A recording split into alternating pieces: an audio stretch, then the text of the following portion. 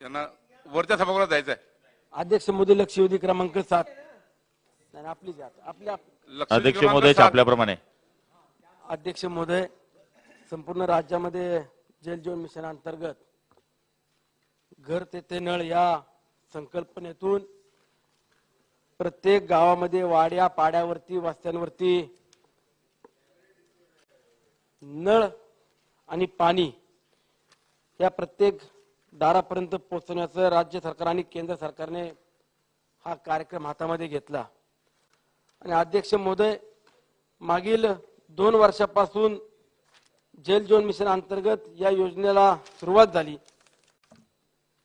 माझ्या मतदारसंघामधील जवळपास 114 योजना या मंजूर करण्यात आल्या आणि त्यामध्ये जवळपास अध्यक्ष महोदय 157 गाव वाड्या पाड्यांना या योजनेचा लाभ होणार आहे. परंतु अध्यक्ष महोदय ही योजना होत असताना जवळपास 1 वर्ष पूर्ण होऊन गेले की ज्या योजनेची मुदत संपली. अशा काही योजना आहेत की त्या अर्धवट अवस्थेमध्ये पडलेल्या आहेत. त्यामध्ये 114 योजनांपैकी फक्त अवघ्या 27 योजना ह्या पूर्ण गेल्या. 87 योजना या अर्धवट अवस्थेमध्ये आहे आणि 60 योजना ज्या आहेत त्यांच्या मुदती संपलेल्या आहेत. आणि सगळी माहिती मी संबंधित अधिकाऱ्यांना लेखी स्वरूपामध्ये दिली. मुख्य अधिकारी जिल्हा परिषदेचे त्यांच्या दालनामध्ये देखील बैठक घेतली. त्यामध्ये त्यांना संपूर्ण आढावा दिला. महाराष्ट्र जीवन प्राधिकरणाचे मुख्य अभियंता त्यांच्या दालनामध्ये जाऊन बैठक घेतली. संबंधित सर्व विभागाचे अधिकारी त्यांच्याशी चर्चा करून सर्व परिस्थिती सांगितली. जल जीवन मिशनचे मुख्य संचालक त्यांच्या देखील दालनामध्ये जाऊन बैठक घेतली. त्यांनाही संपूर्ण माहिती दिली. प्रश्न घ्या. माझं सर्व या जल जीवन मिशन अंतर्गत असलेल्या विभागातील अधिकारी वर्गांना माहिती देणं, तिथली सध्याची परिस्थिती सांगण्याचं काम केलं की ज्या ठेकेदारांनी मागच्या 6 महिन्यापूर्वी मुदत संपली त्यांनी देखील अद्याप कामं पूर्ण केली नाही. आणि ज्यांनी कामं पूर्ण केली अशा पद्धतीने सांगितलं त्यांच्या कामाची देखील परिस्थिती वस्तुस्थिती मी त्या भागातले फोटोग्राफ घेऊन अधिकाऱ्यांना पोहोचवण्याचं काम केलं. माझा सांगण्याचा उद्देश एवढा आहे अध्यक्ष महोदय की हजारो कोटी रुपयाची कामं संपूर्ण राज्यभरामध्ये सुरू आहेत. त्याच पद्धतीने माझ्या मतदारसंघामध्ये 350 कोटी रुपयाची जवळपास कामं ही जल जीवन मिशन अंतर्गत महाराष्ट्र जीवन प्राधिकरण आणि जिल्हा परिषदेच्या माध्यमातून सुरू आहेत. कामं निकृष्ट दर्जाची होत आहेत. चुकीच्या पद्धतीने बिलं काढली जात आहेत. खोटी बिलं बनवून ऑफिसमध्ये अधिकाऱ्यांनी बसून फक्त सह्या करायच्या आणि ठेकेदारांना पेमेंट देऊ करायचं, अशा पद्धतीची परिस्थिती आहे. मी काल देखील सांगितलं की जर समजा 1000 मीटरचा पाईप आणून साईडवरती टाकून द्यायचा आणि 1500 मीटरचं बिल बनवून पाईपाचे पैसे घेऊन जायचे.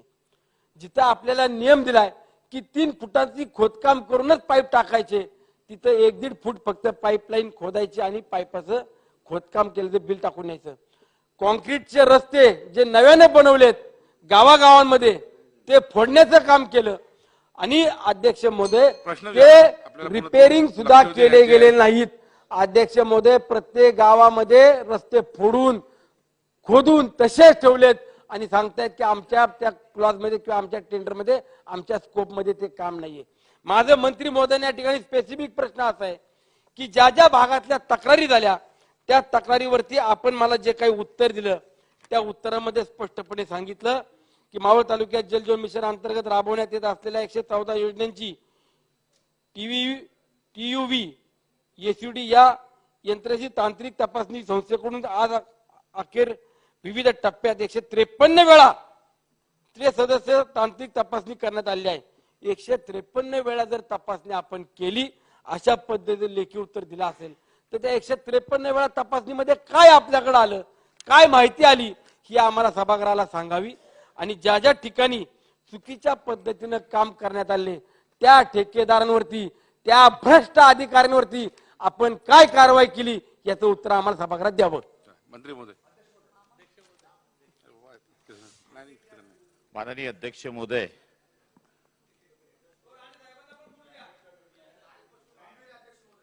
काय झालं? बसा, उत्तर घ्या पहिले. या ठिकाणी माननीय सदस्य श्री सुनील शेळकेजी यांनी त्यांच्या मतदारसंघामध्ये काय चाललंय याची माहिती जल जीवनच्या अंतर्गत दिली. खरं म्हणायला गेलं तर मावळ तालुक्यामध्ये जल जीवन मिशन अंतर्गत 120 योजना मंजूर झालेल्या आहेत.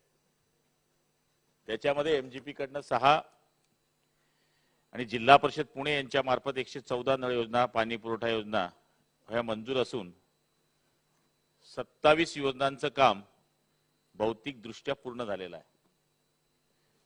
तुम्ही नंतर बोला ना, मी तुमचं पूर्ण ऐकला तर माझा ऐका. उर्वरित 87 योजनांचं काम प्रगतीपथावर आहे. 37 गावांच्या बाबतीमध्ये जी मागणी या ठिकाणी केली गेली, ज्याच्यामध्ये मूळ त्यांनी प्रश्न विचारलाय, त्या प्रश्नामध्ये त्यांनी सांगितलं की 37 गावांपैकी 34 योजना आहेत, त्यापैकी 15 योजना ह्या जवळपास पूर्ण झालेल्या आहेत. 19 योजना ह्या प्रगतीपथावर आहेत. जीपच्या 114 योजनांपैकी 27 योजना पूर्ण झाल्या असून 87 योजनांचं काम सुरू आहे. प्रगतीपथावरून 19 योजनांपैकी 13 योजनांपैकी ठेकेदारांवर दंडात्मक कारवाई केली गेली. जी आपण या ठिकाणी तक्रार केली, ज्या ज्या ठिकाणी ठेकेदारांनी काम स्लो केलं किंवा काम करतच नाहीये त्यांच्यावर ऑलरेडी दंडात्मक कारवाई या ठिकाणी सुरू आहे. आपण म्हणतात की या ठिकाणी काहीच काम सुरू झालं नाही, पाईपलाईनच असं केलं नाही, खोदकामच केलेलं नाही. आपल्याला माहिती आहे की एस्टिमेट करत असताना जर आपल्याला रस्ता खोदल्यानंतर रस्ता करायचा असेल तर त्याच्या सुद्धा आपण ती इन्क्लूड करू शकतो.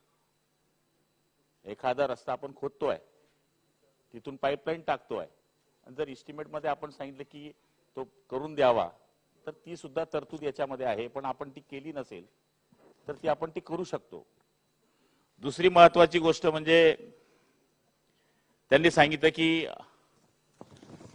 बिल लिहिलं जात आहे, 1000 फूटचा पाईप टाकताय, 1500 फूटचं पाईपाचं बिल काढलं जात आहे.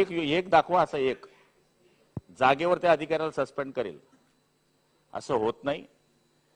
या ठिकाणी टीपीआयचे सगळे रिपोर्ट माझ्याकडे आपल्याकडे पाठवून देतो मी, आणि या टीपीआयच्या रिपोर्ट शिवाय 25% काम पूर्ण केलं तरच आम्ही बिल काढतो. कारण की एकूण 34,000 योजना आहे. 10 लोकांना जर आपण अन्नदान केलं तरी सोपं होते. आणि भंडारा असला ना तर कुठे भाजी कधी कमी पडते, कुठे मीठ येत नाही. तर हा भंडारा आहे. जल जीवन मिशन हे देशाचं मोठं क्रांतिकारी निर्णय आहे. 34,000 योजना पूर्ण करण्यामध्ये 1500 योजनामध्ये ह्या त्रुट्या येतील, मला मान्य आहे. पण पूर्वी 50, 60, 100 योजना महाराष्ट्रामध्ये वर्षभरात व्हायच्या. आपण आता वर्षभरामध्ये हे चॅलेंज घेतलेलं आहे बच्चू भाऊ, की 34,000 योजना पूर्ण करायच्या आहेत. मी असं म्हणत नाही की स्वयंपूर्ण आहे, त्याच्यामध्ये त्रुट्या राहतील.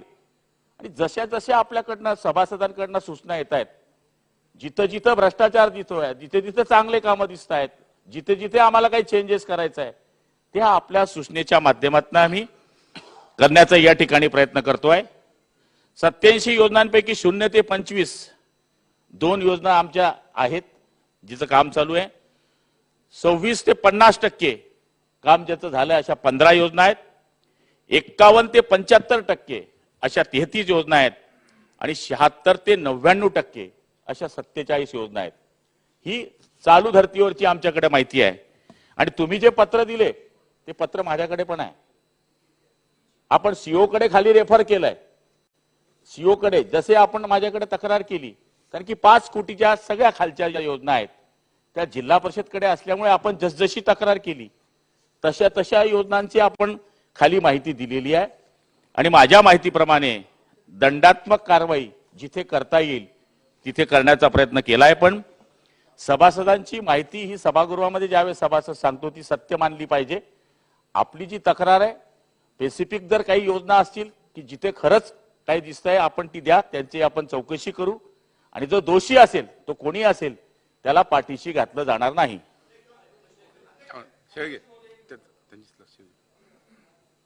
अध्यक्ष महोदय, मान्य मंत्री महोदयांनी भाषणासारखं उत्तर छान दिलं. भंडारा आहे, भंडारा उधळतोय. भंडारा जनतेचा आहे, पैसा जनतेचा आहे, आमचा कुणाचा नाहीये. आमचा थोडा फक्त त्यामध्ये हातभार आहे. माझं सांगायचं एवढाच उद्देश आहे मंत्री महोदयांना, मी हे जे काही फोटो आणलेत हे प्रत्येक गावने आणलेले आहेत. हे पाईपाची कामाची परिस्थिती आहे. मग मी या सदनामध्ये खोटं बोलतो का? मी खोटे आरोप करतो का? छाती ठोकपणे एक मिनिट अध्यक्ष महोदय माझं होऊ द्या पहिलं. आता नाही माझं उद्या मला मला मला असं नका टार्गेट करू, अजिबात नाही. माझं म्हणणं एवढंच आहे. अध्यक्ष महोदय त्यांचं काय म्हणणं हेतू आरोप ऐकणारे मी पुलत बोललो की सभासदाची माहिती विधानसभेत मी सत्य मानतो. हे सगळे सभासद ऐकतायत. मी असं तुम्हाला चुकीचं बोललो नाहीये. तुम्ही हेतू आरोप नाही करू शकत. तुम्ही प्रश्न विचारा, उत्तर देऊ, पण हेतू आरोप करा तर बिलकुल ऐकून घेणार नाही. हो बोला. अध्यक्ष महोदय, जर समजा मी सभागृहामध्ये प्रश्न विचारतोय, शेळकेजी आपण पॉइंटेड प्रश्न विचारा. हा विचारा, प्रश्न विचारा. माझं म्हणणं काय, मी स्पेसिफिक प्रश्न विचारला. ज्या ठिकाणी काम चुकीचं झालेलं आहे, ज्या ठिकाणी कामाचा दर्जाने निकृष्ट झाले, जिथे भ्रष्टाचार झालाय, त्यांनी मला चॅलेंज केले ना, मी त्यांना लेखी स्वरूपात देतो. त्यांनी आज नेमणूक करावी, तुकाराम मुंडे सारख्या IAS ऑफिसरची नेमणूक करावी. मी त्यांना 15 दिवसाच्या आत पाहिजे तेवढे पुराव्यानिशी चुकीचं काम झालं, भ्रष्टाचार झाला, शेकडो कोटी रुपयाचा, हजारो कोटी रुपयाचा राज्यातला भ्रष्टाचार झाला, मी त्यांना उघडीस आणून देतो. त्यांनी आज जाहीर करावं फक्त. तुकाराम मुंडे सारखा IAS अधिकारी आम्ही या ती समितीवरती थर्ड पार्टी ऑडिट करता नेमणूक करतो, त्यांना आमची पूर्णपणे संमती असेल. माझा उद्देश एवढा. अध्यक्ष महोदय एक मिनिट, अध्यक्ष महोदय तुमच्याजवळ बघा एक मिनिट, अध्यक्ष महोदय माझा स्पेसिफिक प्रश्न जो होता त्यामध्ये माझं एवढंच म्हणणं आहे, ज्या ज्या ठिकाणी आम्ही तक्रारी केल्या त्याच्यावरती आपण थर्ड पार्टी ऑडिट करणार का? त्याचं जर करणार असेल तर किती दिवसात करणार? आणि त्याच्यावरती तुकाराम मुंडे सारखा IAS ऑफिसर नेमणार का? ऑलरेडी मी पहिले सांगितलंय की थर्ड पार्टी ऑडिट या ठिकाणी केल्याशिवाय मी बिलच देत नाही. माझ्याकडे थर्ड पार्टी केल्याचे रिपोर्ट आहे. हे काय चुकीचे आहेत का? हे चुकीचं म्हणत असाल तर मग TPIचा अर्थच होतो काय? मूळ थर्ड पार्टी ऑडिटची रिपोर्ट हे माझ्या हातात आहे, मी त्यांना द्यायला तयार आहे. आणि ते हेतू आरोप माझ्यावर करत असेल. मी सांगायचा अर्थ असा होता, भंडारा म्हणजे चुकीचा अर्थ काढू नका. आपण 10 लोकांना जेवण देतो तर ते सहज वाढलं जातं. आणि भंडारा जर केला आपण, ऐकून घ्या, अहो फार हुशार आहात तुम्ही, अभ्यासू आहेत मला माहित आहे. चला आलं का लक्षामध्ये? उत्तर द्या. तर हेतू आरोप नका उत्तर करा. द्या. हेतू आरोप कराल तर बिलकुल ऐकून नाही घेणार. शेळकेजी फक्त आपण उत्तर घ्या. तर मूळ TPI केल्याशिवाय आपण या ठिकाणी बिलच अदा करत नाही. ज्या योजना स्लो झाल्या किंवा ज्या योजना होण्याचे मूळ कारण काही ठिकाणी पहिल्या काळामध्ये तर मुदतीच्या अंदाजपत्र तांत्रिक बदल झाल्या काही ठिकाणी, त्याच्यामुळे काही योजना स्लो झाल्या. जाग्या काही ठिकाणी बदलले गेले, जागेमुळे काही योजना स्लो होत आहेत.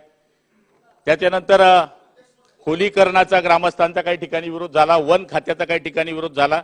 जसजसे मुद्दे आमच्याकडे येत गेले तसतसे आम्ही दुरुस्त करण्याचा प्रयत्न करतोय. साहजिक आहे योजना काही स्लो होत आहेत, हे तर मी स्वतः मान्य केलेलं आहे. हे मान्य केलेलं आहे आम्ही की पूर्वीच्या काळामध्ये वर्षभरामध्ये 50 आणि 100 योजना व्हायच्या, 34,000 योजना करायच्या आहेत. त्याच्यामध्ये ह्या त्रुट्या राहणार आहेत. त्या त्रुट्या जसजसे सभासद किंवा सभागृहामध्ये आम्हाला जसजशा सूचना येत आहेत, तर चव्हाण साहेबांनी मागच्या काळामध्ये आम्हाला सूचना केली की अशा पद्धतीची बैठक लावा. आम्ही त्यांना सांगितलं की यस बैठक लावू, तुमच्या सारख्यांकडनं मार्गदर्शन घेऊ. आम्ही काही जादूगर नाहीये की जाऊन लगेच योजना होऊन जाईल. हे सभासदांच्या माहितीनुसार या ठिकाणी काम करण्याचा प्रयत्न करू. TPI इथे नोंदलेला आहे आणि त्यांनी चॅलेंज देण्याची गरज नाही आहे. हे काही माझं व्यक्तिगत काम नाही आहे, हे सरकारचं काम आहे. आणि सरकारच्या कामाकरता जल जीवन मिशनच्या अंतर्गत मध्ये आम्ही पहिलं सांगितलेलं आहे की TPI झाल्याशिवाय बिल अदा करायचं नाही. चव्हाण साहेब बघा, आपल्याला हे बघा अजून आपल्याला 3 लक्षवेधी घ्यायचे आहे. तरी तुम्ही स्पेसिफिक मला जर ती गावं दिली आणि माहिती दिली तर आपण ती चौकशी पण करू. पण व्हिजिलन्स नेमल्यामुळे आता आम्हाला बाकीच्या गोष्टी, आता TPI खरं बोलतंय की नाही हे सुद्धा काही ठिकाणून आम्हाला काही लोकांनी सूचना केल्यानंतर आम्ही त्याच्यावर एक व्हिजिलन्स कमिटी वरिष्ठ अधिकाऱ्यांची या ठिकाणी नेमतोय. पण स्पेसिफिक जर आपण ते गावाची नावं दिली तर आपण त्याच्या माध्यमातून सुद्धा चौकशी करू. पण पुढच्या काळामध्ये या काळामधल्या दिलेल्या ज्या माहिती आहेत त्याच्यामध्ये दुरुस्त करण्याचा या ठिकाणी प्रयत्न करू. तुम्ही मला द्या. चला नाही पुढे जाऊया आता पुढे जाऊया. त्यांनी तुम्हाला 2 वेळा संधी दिली, आपण विचारलं ना. आपण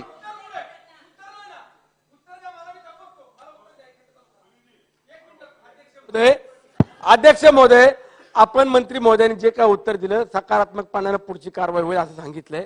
माझं म्हणणं एवढंच आहे की माझ्या मतदारसंघामध्ये ज्या ज्या ठिकाणी मी तक्रारी देईल त्या ठिकाणची चौकशी आपण किती दिवसात करणार आणि त्या चौकशीनंतरनं जिथं आता आपण सांगितलं की बिलं दिली नाहीयेत, मी जबाबदारीने सांगतो की 90-80% ठेकेदारांनी बिलं घेऊन गेले. ठीक आहे, आता तो भाग आपला तपासणीनंतर आला.